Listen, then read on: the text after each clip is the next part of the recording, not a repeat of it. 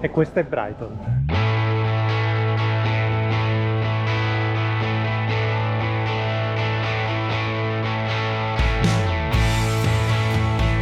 Ci troviamo a sud di Londra, circa un'ora, un'ora e mezza a seconda di quanto si è distanti dalla stazione Vittoria, che è da dove ci sono i treni diretti, per cui Brighton. E ci troviamo sulla Manica, sul canale della Manica, quindi di fronte c'è la Francia. Brighton è famosa località di mare, è il posto dove vanno la maggior parte dei londinesi quando vogliono prendere un pochino di sole o rilassarsi.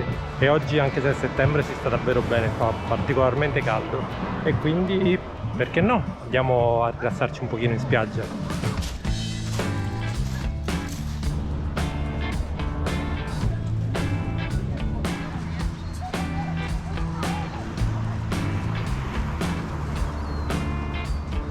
Comunque arrivare a farsi il bagno qui a settembre per me è un'esperienza assurda.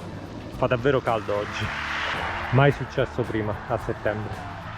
È tempo di spostarsi perché l'acqua si sta avvicinando sempre di più.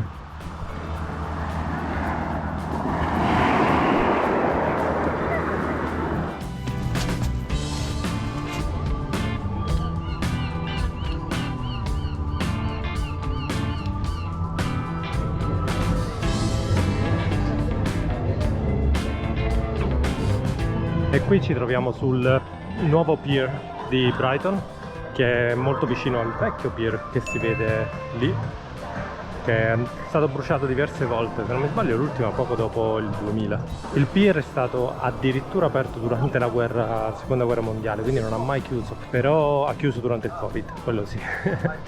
Praticamente c'è un casinò, ci sono le giostre, un luogo dove passeggiare, divertirsi, distrarsi, ma parecchi metri all'interno del mare. Normalmente è sempre estremamente pieno, soprattutto durante il weekend. Oggi è mercoledì, quindi è un po' più tranquilla la situazione, anche se è una bella giornata, quindi molti sono usciti. E da qui si può vedere tutto il lungomare di Brighton, con le case e la spiaggia lunghissima, grandissima durante la mattina, ma che nel pomeriggio quasi scompare per via delle maree fortissime qui. Normalmente il lungomare è pienissimo, in settimana si passeggia molto più piacevolmente, ma nel weekend è davvero pieno. E si riesce a vedere anche la I-360, che è quella torre con il ristorante che sale su e giù, ed è curioso perché ho letto che originariamente il ristorante tendeva a pendere da un lato e poi hanno scoperto perché il bar era da quel lato e tutti quanti, la maggior parte delle persone andavano al bar e quindi il peso era tutto inclinato su un lato. Poi credo hanno distribuito meglio. Comunque fa su e giù e c'è una vista a 360 gradi su tutta Brighton. Anche le panchine tutte colorate sono molto carine, perché ci sono diversi chioschi dove si può comprare qualcosa da mangiare.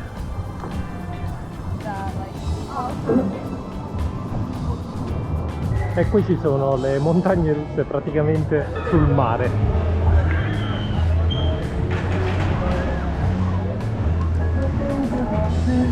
E da qui vediamo l'altro lato del pier. Di nuovo la spiaggia è davvero enorme e lì c'è la marina di Brighton.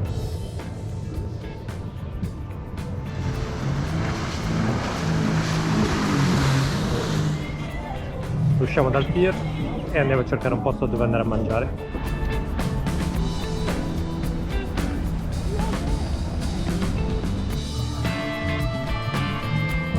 Si mangia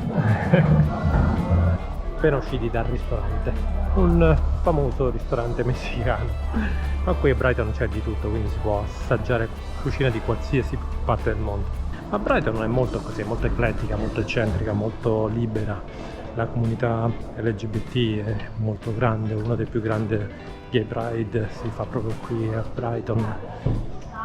Poi è vegan friendly, vegetarian friendly, sì, è davvero un bel posto. Ma quanto sono belli anche questi autobus! E ora attraversiamo uno dei parchi e andiamo verso il Pavilion, che è il palazzo fatto costruire da Carlo V. Correzione, Giorgio IV. E ora, se non mi sbaglio, sede della prefettura, una struttura molto particolare. E per chi preferisce il prato alla spiaggia, qui ce n'è parecchio.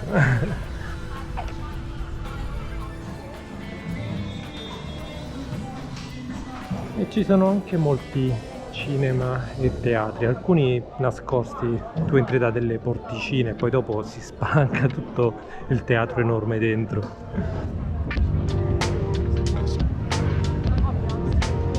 E ora entriamo proprio nei vicoli di North Lane.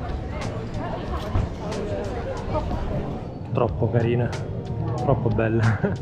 Qui il vintage va di moda.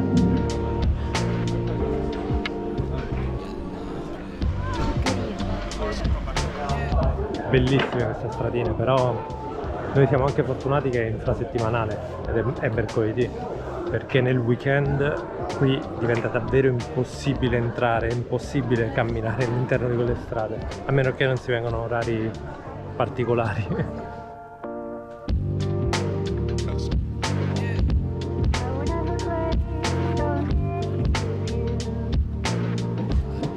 Questi sono tutti contratti.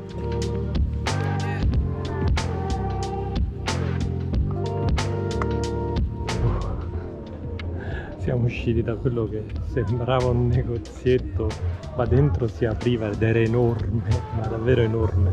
Ci abbiamo perso una marea di tempo dentro.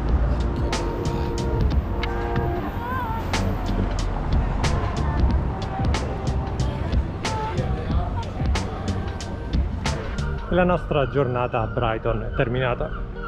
Molto bello, molto piacevole. Se c'è il sole e fa caldo, non vuole spendere un giorno fuori da Londra, Brighton è decisamente raccomandata. Ora direzione stazione e poi torniamo a Londra.